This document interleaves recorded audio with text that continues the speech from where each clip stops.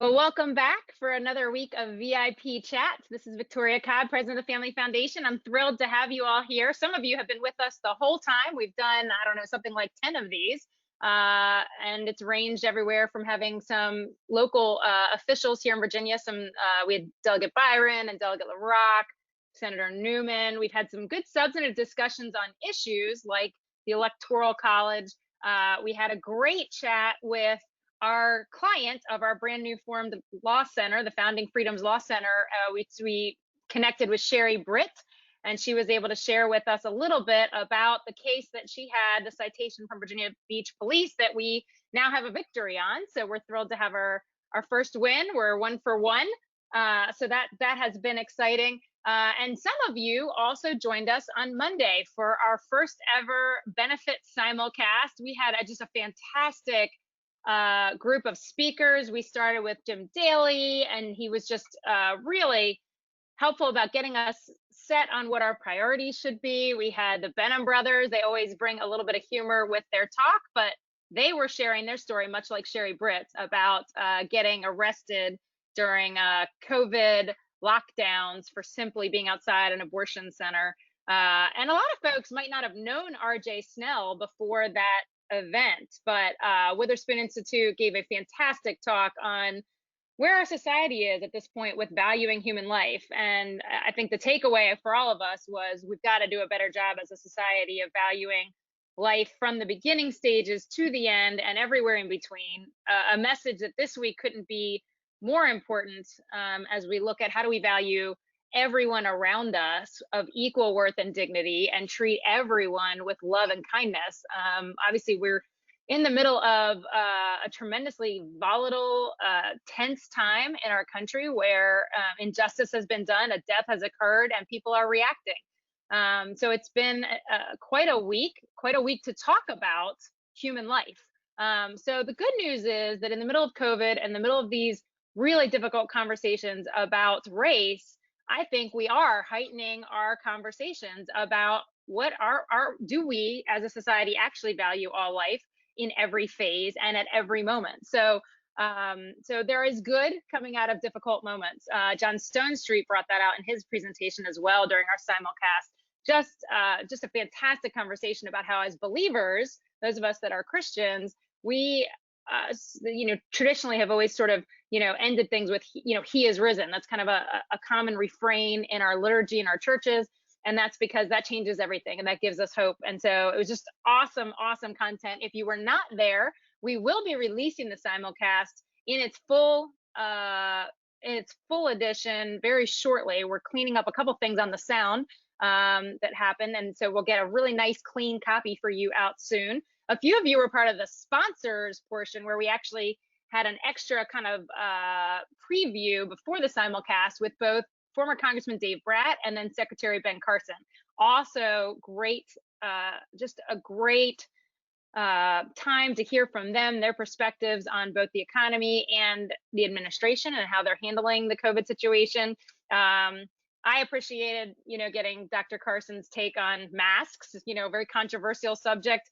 Do they work? Who do they work for? When do we have to wear them? Why are we wearing them? In Virginia, we have to wear them everywhere indoors, basically, in any kind of public place. That's our governor's mandate. And it was just good to hear from him as a medical professional and somebody with the administration, just his take on some of that kind of stuff. So fantastic. If you missed it, I'm sorry that you did, but we will give out that simulcast. Just be looking through our email in the near future. So I want to, at this point, kind of remind you, this is probably our last weekly VIP chat. We've done it through the whole lockdown period. In theory, next Thursday, we will be released. We've actually gotten some improvements on our parameters since the original lockdown order. I just call it lockdown because it's fun. But since the original stay at home that was given in March, we have at least seen restaurants are starting to open up in a lot of places, at least at some capacity, and things like that. But we do expect, our expectation was because of the June 10th date, that folks will be hopefully back to work and so forth by next Thursday. And so maybe we'll probably move this to something more like a once a month, because we're hearing great feedback that you all are finding it valuable, and just a great opportunity for you all to get some extra access to some speakers and some interesting topics So we'll continue to plan to do some of this as we go along, but maybe not every Thursday. So thank you to those of you that have been faithful throughout this whole 10-week period. Some of you that are new today, welcome. We are excited you're here.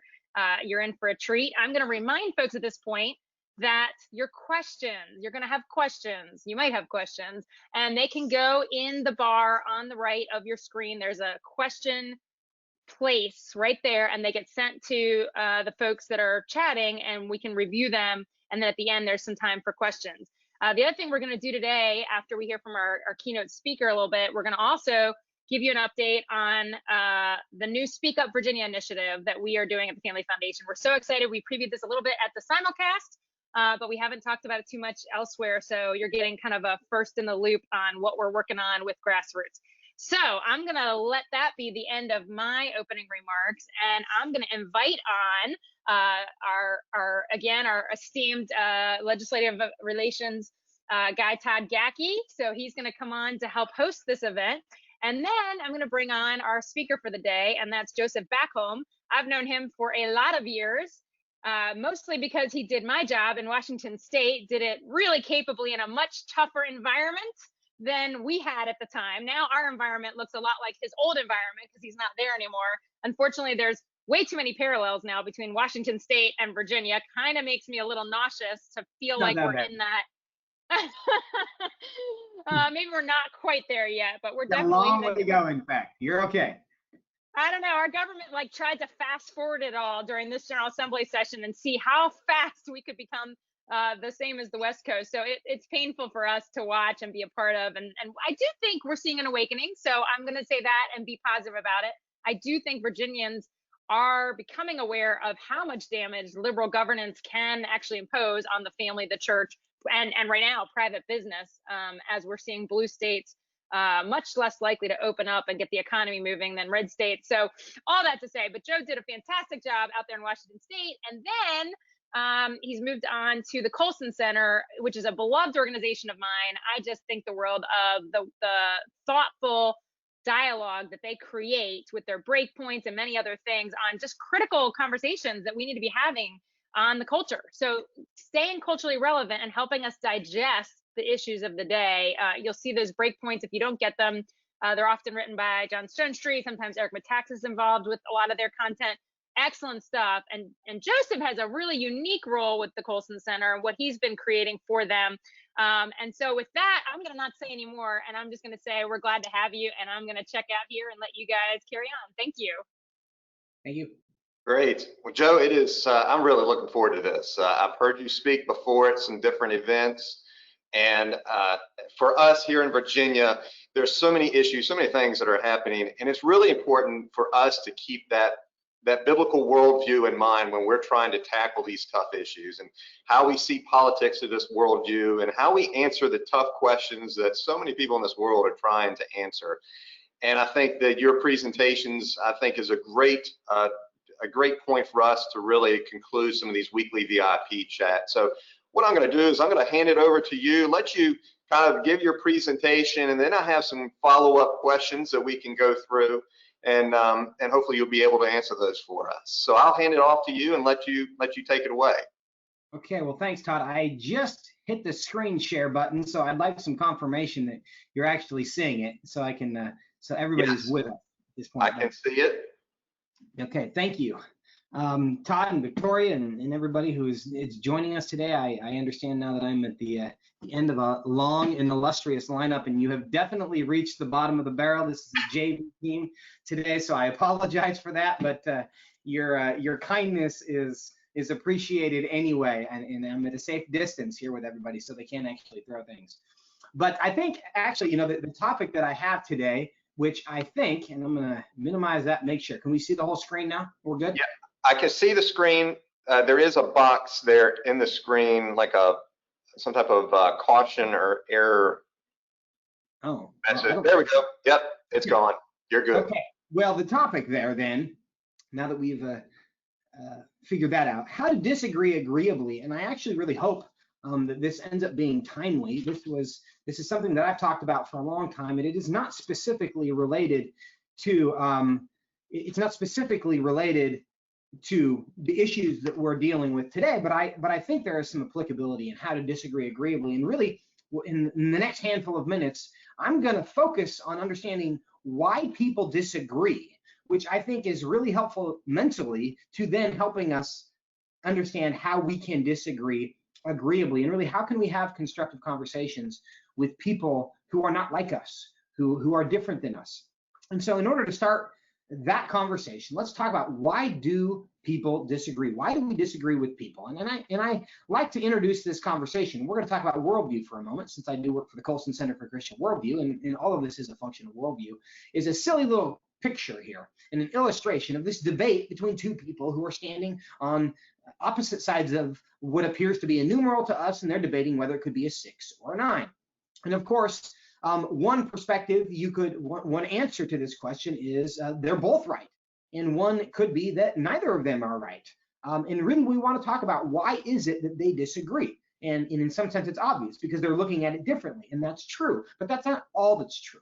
And so I want to come back to this graphic in just a couple minutes, after we've talked about what a worldview is, and how a worldview influences not only the discussion about whether this is a 6 or a 9, or it influences our thoughts about literally everything that happens in our lives. So I'm going to define worldview for the purpose of these conversations as our assumptions about origin, meaning, morality, and destiny. And I'm going to assume this audience is somewhat familiar with this concept, and maybe even this definition. It's not the only way to define worldview, but I think is a helpful one. And how I mean that today, and when the assumptions that we have, because everybody is operating with a worldview. Most people are not conscious of what their worldview is, but they are operating with a worldview, a set of assumptions about the nature of our reality that determines how they think about literally everything. And so let's talk about each of these in turn very quickly. Origin. The question of, where did I come from? Christians, of course, have an answer to this question, but secularists do as well. And that answer is really important, and it informs everything that we do. A meaning. Does my life matter? Why or why not? Do we get meaning from God? Do we get meaning from our friends? Do we get meaning from success? Do we get meaning from joy? The fact that I find pleasure in it, that gives it meaning. Many different answers to this question. What you believe, consciously or unconsciously, has a lot to do with who you are and how you think about the world. Morality. How do I know what is right and wrong? Do I determine that for my friends? Does the culture decide what is right and wrong based on public opinion polls? Does God determine what is right and wrong for all time and all eternity? Those are very different answers that, again, inform who we are, what we believe, how we respond to the world. Destiny. What happens when I die? A person who believes that they are going to be accountable before God for every word, every thought, every action will behave differently in this life than someone who believes they will simply cease to exist once their heart stops beating. Do we come back as, as some people do believe, as reincarnated beings? All of these questions inform what we do now. It informs what we believe. It informs how we interpret the events that we are experiencing today, whether it's part of chaos that's unplanned, whether it's part of God's plan, whether anyone has control, whether God has control, whether God is going to redeem this, whether there's no hope at all. Everything that we feel about what is happening now, as well as our beliefs about how things should be, what is ideal, are informed by our worldview. Now, so we'll go back to this 6 and 9 question. And a way, and to kind of infuse this illustration in this scenario with a little more meaning, we can ask them important questions, which are, where did it come from and what is it for? Because I submit that, they could talk endlessly about whether it's a 6 or a 9, but the best way to resolve this dispute is to find the person who put it there and ask them what their intention was. Which way is up? Which way is down? Even though both of them are correct from their own perspective, one of them is probably not taking on the perspective of the person who actually created it, assuming, again, that it was created at all. I guess there is a scenario in which it's completely circumstantial and coincidental, and that it happens to look like what we would think of as a numeral, either 6 or 9. But these questions, where did it come from? What is it for? Would help answer that question. But that question helps answer a lot of other questions that we perceive as political. Now let's get more practical here for a second. My body, my choice is a slogan that almost everyone will be familiar with. And most people associate my body, my choice with the issue of abortion. And the concept is it's because it's my body that I get to choose what happens to it.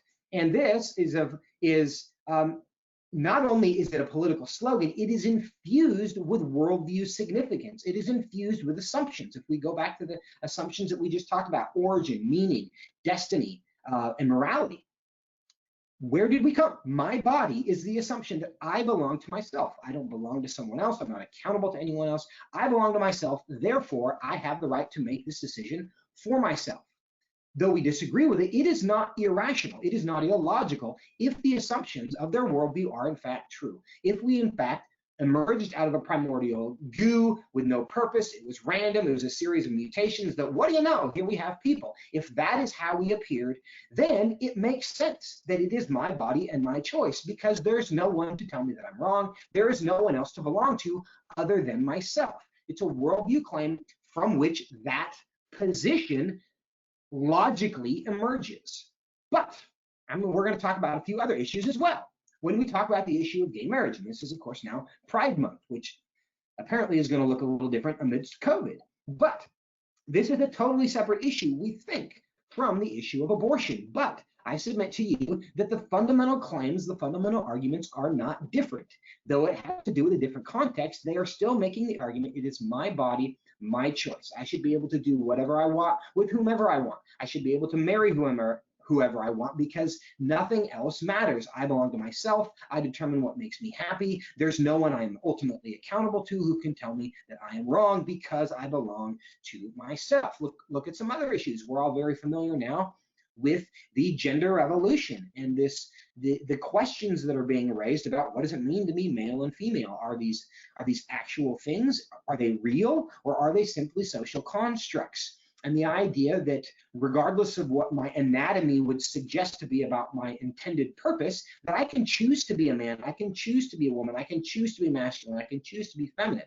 All of that flows, again, from this idea that it's my body, my choice. I should not infer something concrete and absolute from the way I was created, because I wasn't created with a purpose. It's an accident.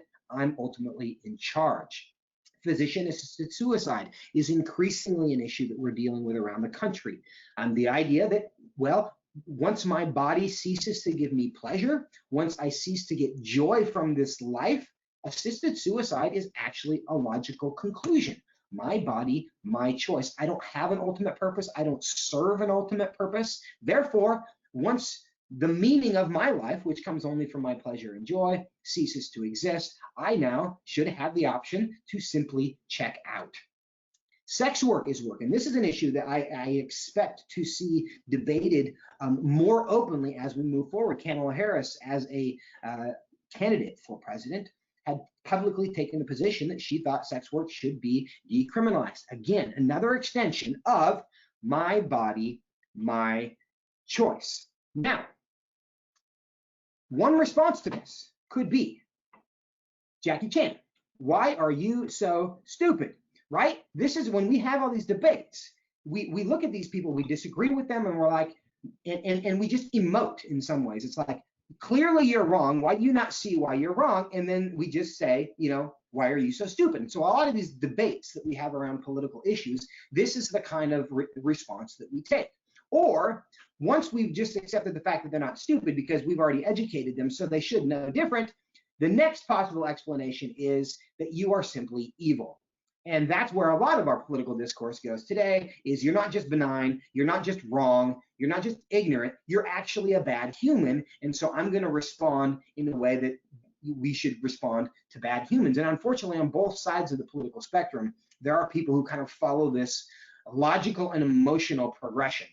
And of course, the purpose of this is to avoid that. And I hope what we see in starting the conversation about how to disagree agreeably is understanding why people disagree. That the people that we have political debates with, political disagreements with, are simply people who have different assumptions about the nature of reality. They're not stupid. They probably don't have bad intentions. There are a handful of sociopaths in the world, but the person you're talking to probably isn't one of them.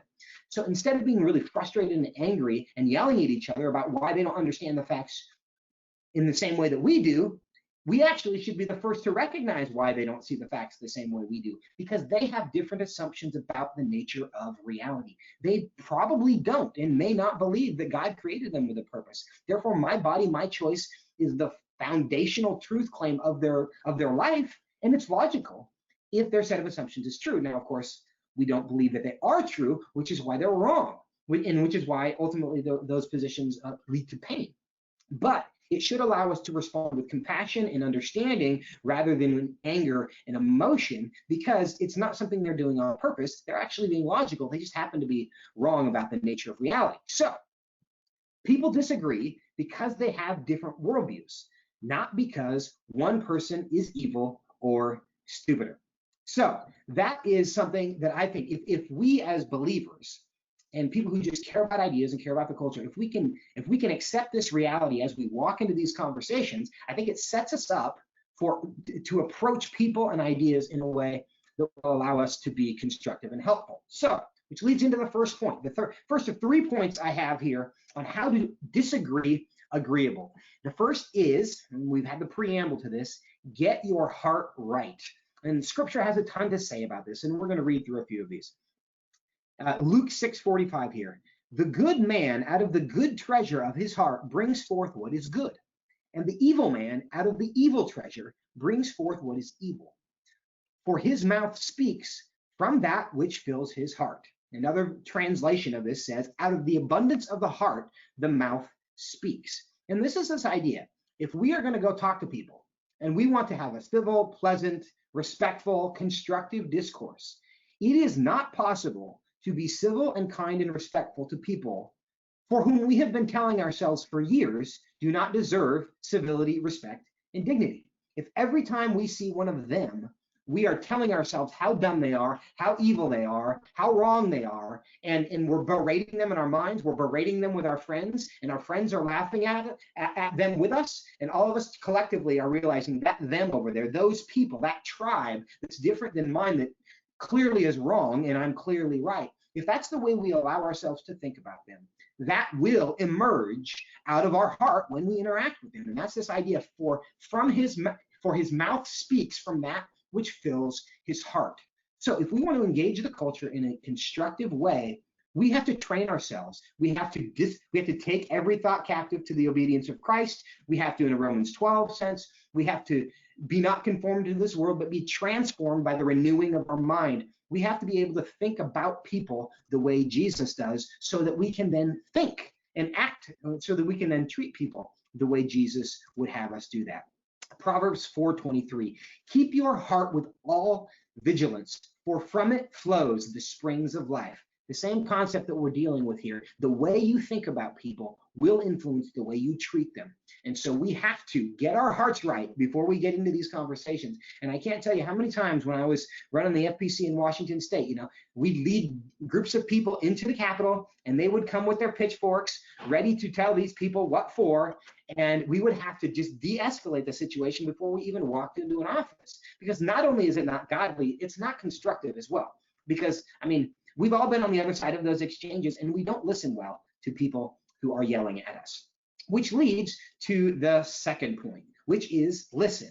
After we've gotten our hearts right, we need to listen before we speak. And this also happens to be very biblical. Proverbs 16:21.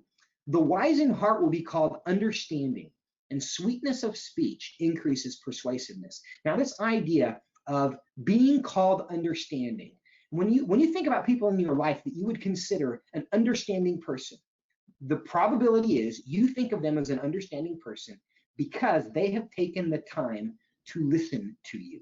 It doesn't mean that they agree with you about everything, but if you believe that they are an understanding person, it's because they have shut their mouth long enough to actually listen to what you have to say, ask clarifying questions, and they are sincerely interested, not in necessarily winning every debate and every exchange, but in understanding where you're coming from. And oh, by the way, as the second half of this verse suggests, sweetness of speech increases persuasiveness. After they got done listening to you, you also had more interest in what they were going to say because they had spent the time to truly understand you. And once you know they care about you, then you're more inclined to care about them and what they have to say. And that's how it works on both sides of this transaction. So when we are going to interact with people, the wise in heart will be called understanding. And first, we need to pursue the ability to be understanding. But secondly, this is from James chapter 1. We should be all familiar with this. But let everyone be quick to hear, slow to speak, and slow to anger. For the anger of man does not achieve the righteousness of God. And boy, are we seeing some illustrations of that this week. But the old whatever the saying is, that God gave you 2 ears and 1 mouth for a reason, right? Let that be the ratio. But it does on an interpersonal, lobbying, whatever. This works for marriage and parenting and everything else too, right? If we stop and we just listen first, we can have a much more constructive conversation. And finally, Proverbs 15:1, a soft answer turns away wrath, but a harsh answer stirs up anger. And we all know from personal experience how that is. And so how do we give a soft answer that turns away wrath? And here are a couple of suggestions. Important responses, file these away. When somebody says something to you that you feel is very offensive or maybe very ignorant, whatever it is, rather than just responding with your best talking point, maybe a clarifying question can not only make sure you're able to respond to them effectively, but de-escalate the situation. Tell me why you feel that way. When our initial reaction is, boy, you're stupider, tell me why you feel that way is more constructive, right? And then, what do you mean by that? And in so many debates, we are talking past each other because we never spent the time to define the terms. What is racist? What is equality? What is hate? All these terms that we throw out loaded with meaning. We have a sense of what we mean. We think they know what we mean, but we haven't taken any time to figure that out. So maybe before we respond, we can just ask them, let's clarify. What do you mean by that when you say that? And it's also, oftentimes these are helpful questions just because I'm not sure I know what to say. Because they've said something that I'm still formulating that. And instead of trying to have a response, I'll just say, what do you mean by that? And now they can clarify. And they realize that, again, to the first point, they believe I'm actually interested in hearing what they have to say, which people appreciate. Again, or the alternative to that, why are you so stupid? Which is much less helpful. So what we have here is we get our heart right, then we listen. The third thing we're going to do is get our facts right. This is really super important when we're going to have a conversation with somebody. And, oh, by the way, it's also biblical. He who answers a matter before he hears it, it is shame and folly to him. And this is one of the bigger social media traps that we have right now is we see a headline on an article, or we see a meme paraphrasing something that somebody else happened, and we suddenly form an opinion about it, and we're going to go join the mob, and we're going to rant and rave and mock and ridicule, and we don't even know 15 seconds ago we didn't know it happened, and today we're all COVID experts, right? All of this stuff that our information age encourages us to do, which is form an opinion before you know anything about it. That's the impulse, and especially when you're dealing with a mob. And you have people who are begging you to have an opinion, in some cases demanding that you have an opinion in order to prove that you're a good person and agree with them when really you don't know anything about it. That's an impulse we have to resist. And if we're going to speak about something, let's do the diligence and don't be afraid to acknowledge, hey, I just don't know anything about that. And those are very, very freeing words, some cases, that can relieve, the other person, and it can relieve us of the obligation of trying to take a position that we really don't know anything about. So he who answers a matter before he hears it, it is shame and folly to him. The last passage I'm going to read here, Proverbs 6. This is there are 6 things the Lord hates. Yes, 7 which are an abomination to him. Haughty eyes, a lying tongue, hands that shed innocent blood, a heart that devises wicked plans, feet that run rapidly to evil, a false witness who utters lies, and one who spreads strife among brothers. Now this, for any of us who have worked in the political arena, this is basically what negative advertising exists to do. And this is in many ways what social media exists to do. And it's this idea that I'm going to take a partial truth, or I'm going to take something that I want to be true. I haven't done the research to find out that it is true, but it confirms my biases and my suspicions, and I want it to be true. So I'm just going to pretend that it is. And I know it makes somebody look bad. It makes this position look bad, but because I think they're bad already, and this confirms everything that I already believe about the world, I'm not going to spend any time finding out if it's actually true, but I'm just going to run with this because, I'm part of the team, and yay, and it makes me feel good. And this is one of the things that, along the list of abominations, there are several lists of abominations in Scripture, but this one includes one who spreads strife among brothers. And often this happens because we speak without knowing what we're talking about. And we speak with a motive not to find what is true, which every Christian should. And the reason we're engaged in this is not to be neutral, is not to be indifferent. It's to make sure that our engagement with the culture, with the world, with government, and with people is done out of a heart of, I care about truth. That's why I care about you. And I care about you because I care about truth. And that means that I'm going to reserve judgment. I'm not going to speak about things I don't know. And I'm certainly not going to say things that would make somebody else look bad just because they voted for the wrong guy, or they happen to be the wrong party, or I find them to be annoying, whatever that is. And so these are the things that certainly Christians fall into these traps, because this is the instant information age, 24-hour news cycle. Not only 24-hour news cycle, it's the 24-hour commentary cycle, which we're all invited into on all of our social media feeds, which just it incentivizes and rewards people who spread strife among brothers and speak before they know it, who answers a matter before he hears it. That's what social media does. It rewards people for doing these things that God says, don't do that. And there's a reason he does, not just because it damages relationships, but it also damages our ability to find the truth. So to review, and then we'll get into the rest of this. The last, and actually on the theme of getting your facts straight, for those who may not be familiar with the project that I work on with the Colson Center, it's called What Would You Say? If you go to YouTube and type in what would you say, we are a platform, release a video every week, answers common questions about faith and culture. And really the reason that we have this is because we want to help people get their facts right. Every video answers a question like, when does life begin? Is critical theory biblical? Are faith and science in conflict? We have questions on gender identity, marriage, does love make a family? All of these cultural questions that are relevant to the church that we created videos for, in the hopes of helping you have these conversations and get your facts straight so that you can speak responsibly and accurately about them after you have gotten your heart right and you've listened to people. And so the summary of this, of course, how to disagree agreeably. And I think Jesus would agree, at least in part, and at least I hope he would, with some of this. First, get your heart right. Make sure that we're thinking correctly about people before we talk to them and with them, because if we're thinking about them the way Jesus does, we will treat them the way Jesus would want us to. Then we listen. We listen before we speak. That will not only de-escalate things, it will allow us to respond in a way that's much more helpful. And then get your facts straight. If you don't know what you're saying, it's okay to admit. Spend the time to go do the research. Don't talk when you don't know what you're saying. So I think that's what I got. And then we got some questions. Okay? Yeah. Thank you. That really is so important, what we're doing here at the Family Foundation, especially when it comes to communicating these important biblical worldviews that we have. And so I have a few questions to kind of see if we can kind of pull some things out of this. And the first one, and it was a long question. I'm going to see if I can kind of shorten it a little bit. Just, we're inundated with information and data.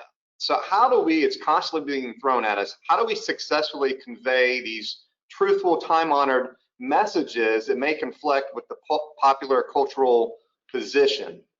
Yeah, well, that's a good question. And actually, I should have, it's a great question right after my presentation, because I should qualify everything that I'm saying in some way. And I think I'm going to respond to your question with, we should not have the expectation that everybody's going to like us.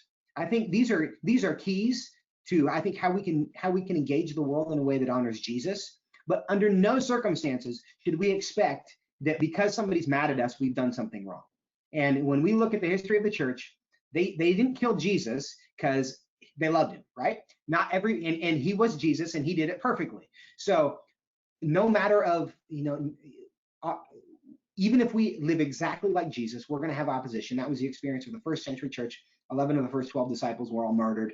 Of course, Jesus was crucified. So that to say, how we do it, I think we got to get our heart in the right place and when we approach, but we should not have the expectation that because somebody is upset with me, that necessarily means I've done something wrong. We need to be humble enough and reflective enough to consider that possibility. Have I sinned? Have I made a mistake in this interaction? But we also need to be mature enough and confident enough to know, actually this is on them, not on me. And then just release ourselves of the burden of managing everybody else's emotional situation. Okay. All right. Bringing it here to the state level and kind of looking at it from a political government kind of lens, when things in the legislature aren't working the way we hoped, like here in Virginia, it doesn't mean that things still aren't happening. There's still things going on. So how do we convey that message to people to still inspire them to be engaged? Yeah, well, I think it's really important. Like we get our heart right with an individual conversation with somebody, I think we also need to get our heart right in terms of how we engage, why we engage in the first place. And I think one of the most discouraging things that happens in public policy, and anybody who's involved in politics sees people come, they get fired up, they come for a move, they run for office or a candidate or whatever they're doing, and then like 24 months later, they are burnt out, they're done, and they never come back.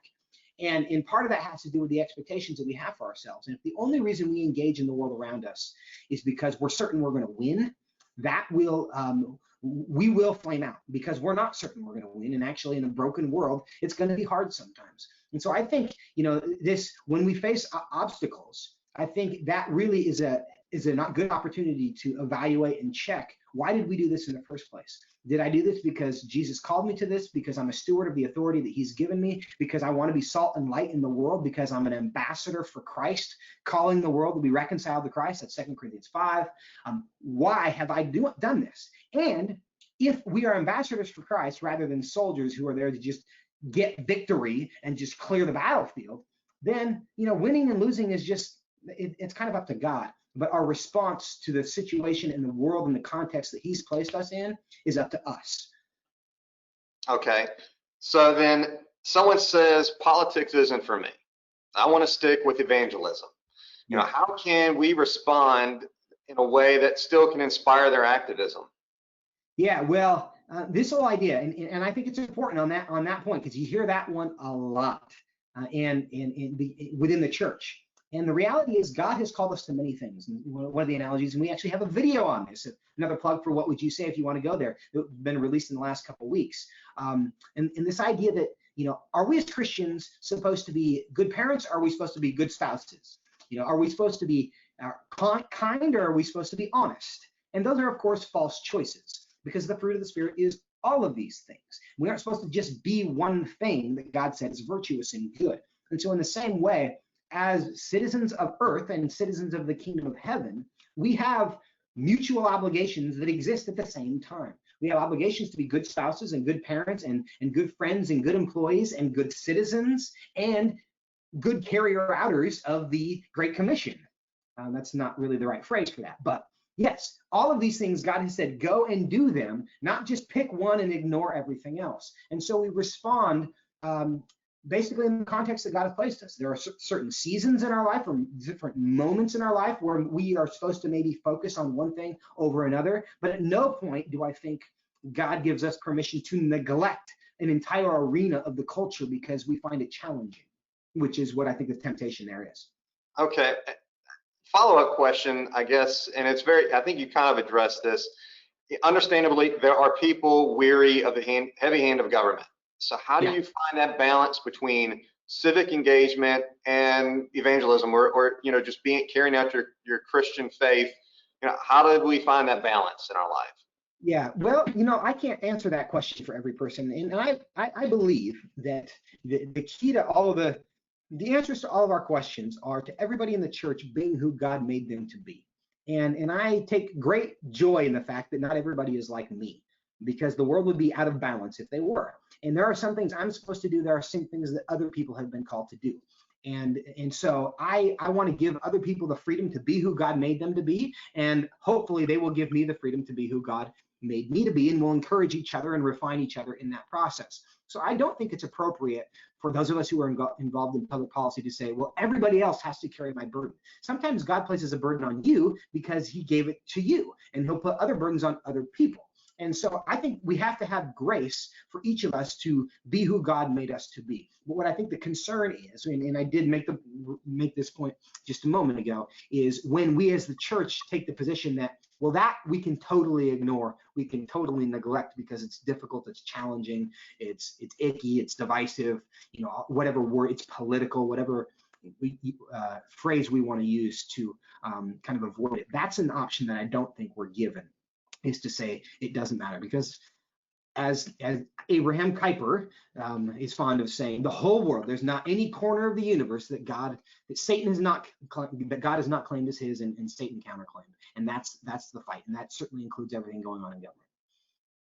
That's a great response. It kind of leads into the next question, which is sort of a biggie. So here in Virginia this year, we saw dangerous anti-discrimination legislation that was passed that's going to force churches and religious private schools to have to make accommodations to people with gender dysphoria, or to be forced to employ people in same-sex relations that violate their core tenets of faith. Yes. Some, including legislators, have believed that, hey, the church needs to stay out. They're not to get involved in the politics. What's your thoughts on that? Well, you may not want to get involved in politics, but politics wants to get involved with you.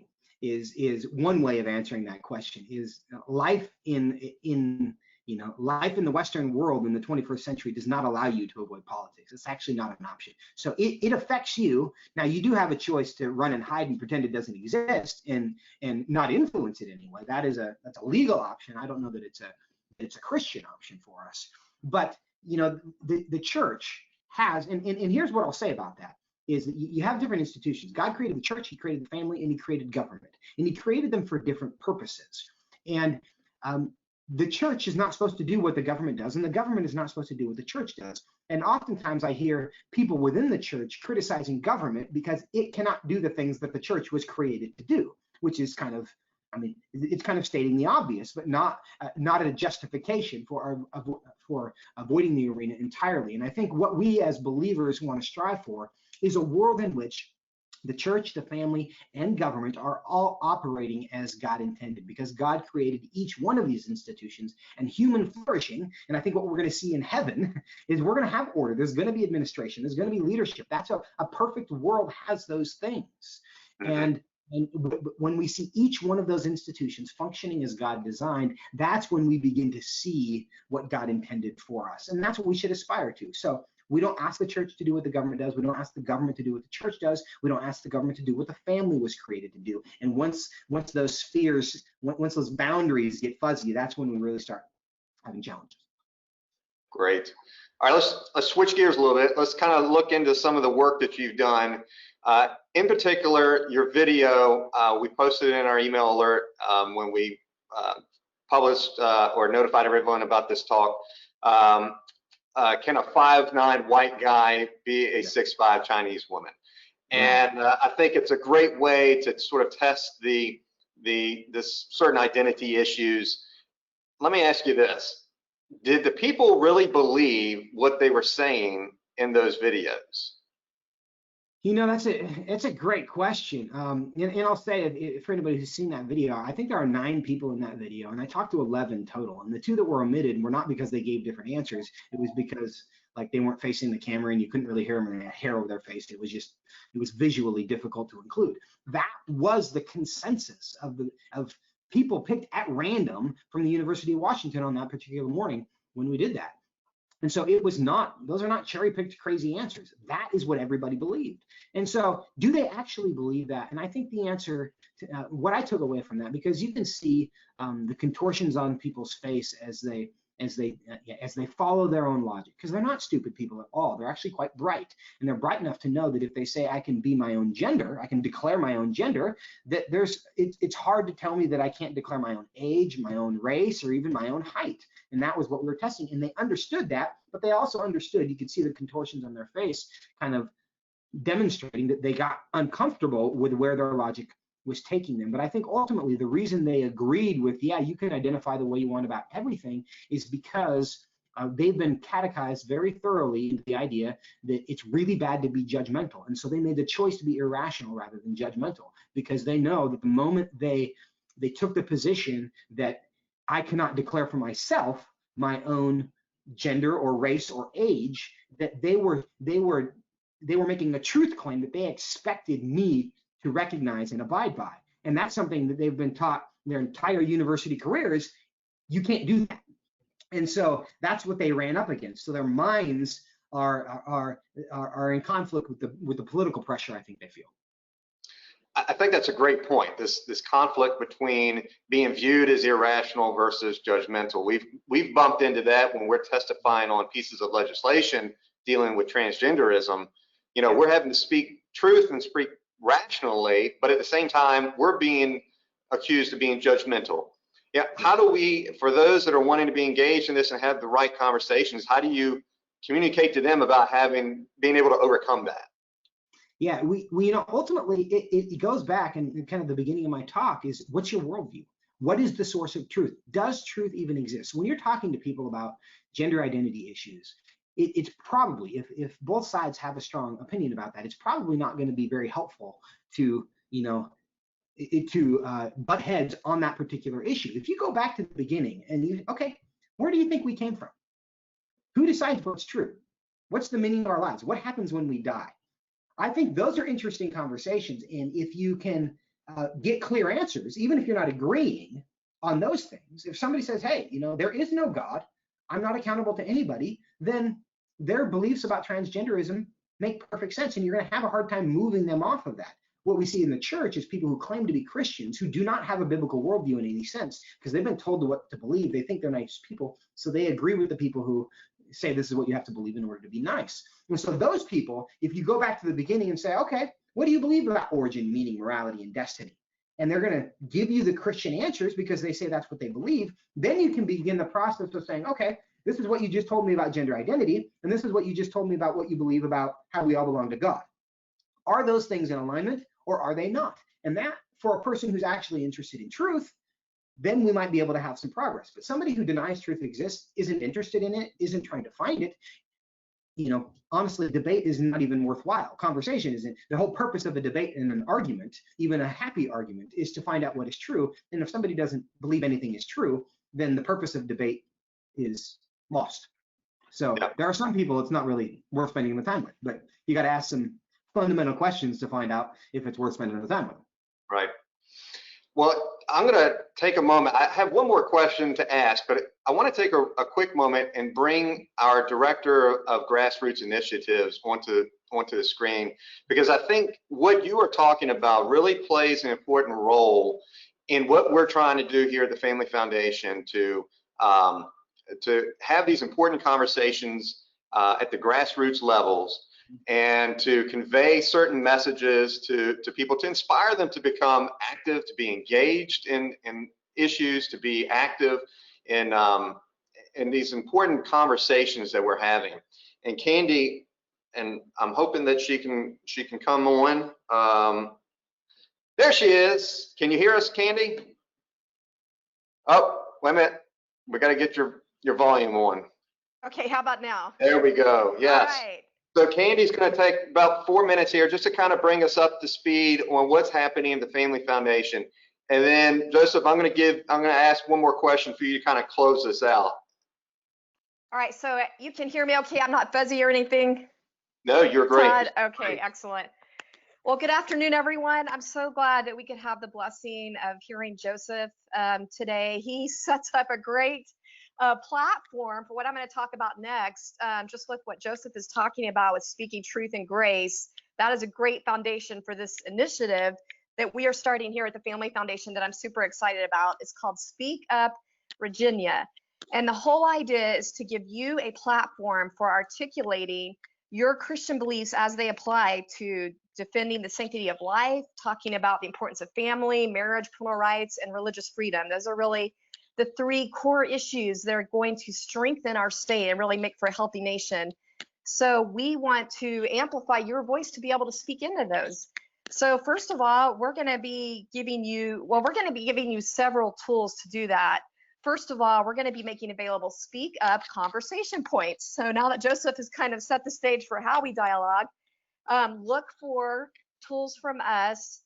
We're going to be sending emails out in the next few months, giving really easy, digestible Speak Up conversation points that will give you simple points you can make to talk to your neighbor, your church member sitting next to you or 6 feet away from you in the pew, about these issues in our culture right now, whether it's, why churches should be viewed as essential, why they should have a special place in our First Amendment and our Constitution, as opposed to just any other normal business.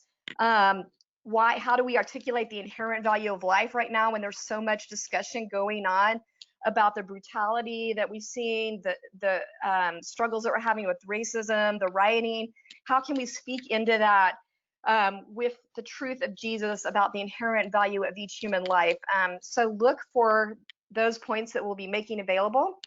But those Speak Up points are part of a larger initiative we're doing, where, as I was saying, we want to give you that platform to be able to speak, because we're concerned about with this last legislative session. I know many of you are aware that in those 3 core issues I just mentioned, life, family, religious freedom, in those 3 areas, we saw unprecedented attack. Those were undermined like we've never seen before in the history of the state. Just in the area of life alone, you've heard us talk about that we saw reversals and protections for the unborn, decades worth of protections that the Family Foundation and others had fought for decades were all reversed almost in a moment's notice with the signing of this pro-abortion law. I could list a lot of other examples about how parental rights were undermined, about how religious freedoms for our churches and schools were undermined. But the bottom line point of all that is that it really illustrates that many of our elected leaders did not feel accountable at all to our voices, the voices of you and me and moms and dads, the voices of those speaking up for those who can't speak for themselves, the unborn, the voices of our Christian leaders, many whom have came to the Capitol and were not able to speak. And so what we want to do is give those voices back, and we can do that by joining together. The idea is that if we can join our voices together all across the state, we can speak louder together, more powerfully together, and in a way that can't be ignored. And especially in this age when we're not able to meet as in person as much as we have in the past, this can best be done through technology. So what we're doing is building up a mobilization force for the family through email and text under this initiative, Speak Up Virginia. So let me just real quick go over some ways to add your voice to this. So make sure, if you haven't already, that you've gone to familyfoundation.org/speakupvirginia. You can do that on your computer. And by the way, those of you on your cell phone, if you swipe left, you can see a slide where we have the ways to get involved here. So you'll see familyfoundation.org, Speak Up Virginia, or you can just use your text and text Speak Up to the code 72572. And the thing I really want to emphasize is to share this with friends. Please share these 2 ways to add your voice with your friends, because we need as many voices linking arms with us as possible. And when people sign up, they're going to get 3 things. One, they're going to get timely emails alerts, so that it'll just take them a couple of minutes to respond to an alert that we send out, but they'll be adding their voice to thousands of others right at the exact moment when it's going to count the most. And then they will get text alerts, especially during the legislative session, where we can send you a phone number to call right when a key vote's happening, or we can let you know to watch the debate and to call certain committee members. So that's important. And then thirdly, you will get those Speak Up conversation points when we put those out that I was mentioning. And just to wrap up, I want to mention one more thing for you to pray for with this Speak Up Virginia initiative.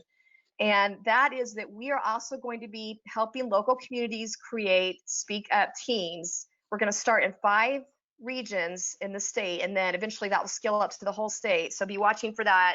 Appreciate your prayers over those teams, because we know that a true freedom movement cannot be done from the top down. It's got to come from the ground up, and we want to equip people to engage their communities redemptively where they're at. So the more you can share this information, the better. Again, familyfoundation.org/speakupvirginia. Thank you so much, Candy. Joe, I think you can see how timely your talk is, and the points that you've made. I want to just end with this one last question. I've heard you talk about redemption. In fact, Candy was just mentioning a little bit about that, and it was sort of in this context of technology and the dangers to our kids. And I have three teenagers and one who thinks that she is. But God can redeem things. Can you kind of look at that from a political or governmental context and how we can incorporate that into our messaging?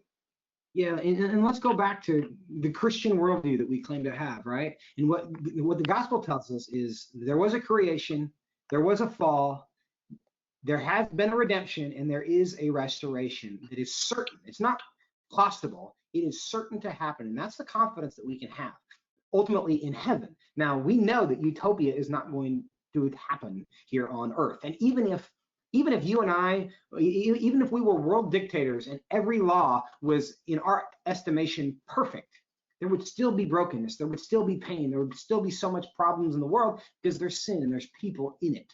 And so no, politics is not going to solve everything.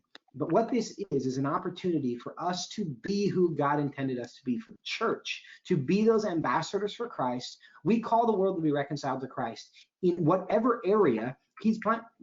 It's bloom where you're planted. If we look at the whole world, especially today, and we say, hey, it's my job to fix this, that's overwhelming. And if we look at our state even, and we say, there's nothing I can, if our job is to feel like I'm responsible for everything to fix it, that is overwhelming and it's discouraging. But if we realize, no, ultimately God's in charge of this thing. The world is on his shoulders. The government literally is on his shoulders, as Isaiah reminds us. And in that we simply have a job to do, to be faithful, to bloom where he's planted us, to look around the influence that God has given us, the opportunities that God has given us, be great stewards of those things. And everybody just tends the garden that they're currently standing in. Everybody in the church just tends your garden. Just don't be negligent. Just don't pretend it doesn't matter. Everything will be just fine. God's ultimately in charge, but we are responsible for the things he's given to us. I think that's a great way to end this. We appreciate so much your time that you've devoted to speaking to us, and it is such timely for us as we're moving into these new initiatives and really trying to inspire Virginians to stand up, to speak up, and let's do it in the right way and in a godly way. We just thank you so much for your comments. My pleasure. Thank you, Todd. Well, as we wrap this up, we're thrilled to have had you, Joe.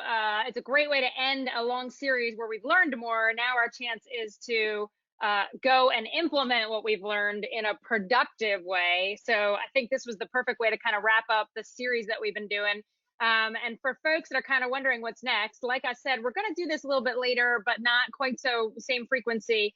But the thing to be watching in the month of June is that the Supreme Court is about to issue about 5 critical decisions that matter, from everything from school choice to where are we on this non-discrimination stuff, and these questions that arose originally with Jack the Baker have kind of expanded to how does that play out in all sorts of other private businesses. So Family Foundation is going to be keeping you tied in and knowledgeable when those decisions come out. We expect them in the next couple of weeks, usually towards the end of June. They basically announce these big decisions, and they have tremendous impact, as you might imagine, on particularly Virginia, where we're passing all these new non-discrimination laws, and we don't know quite how they're going to play out. We know there's going to be litigation. The other thing to be watching for, July 1, we'll be announcing Founding Freedoms Law Center and any litigation that goes along with that does come directly connected to our new laws. So mostly, I just want to say thank you for being a part of this series, and we'll circle back with you shortly